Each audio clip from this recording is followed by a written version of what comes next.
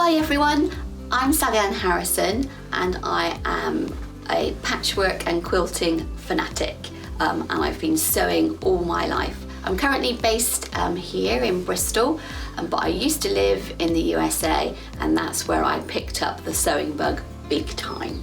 I suppose you could say that my sewing journey began when I was about 8 or 9. I distinctly remember the first thing that I ever made and it was, I say I ever made on my own, obviously I did sewing at school, but I came home and I chopped up one of my mother's old uniforms, and she used to work in a store.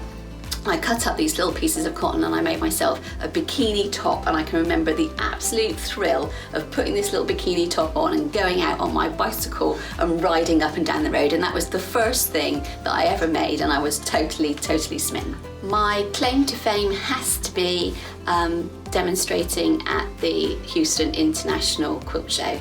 I am very heavily into wool applique, and I developed a technique where you would use a perlé thread on the top of a sewing machine, and they were interested in Houston and I actually went along to demonstrate in open studios whilst the show was on.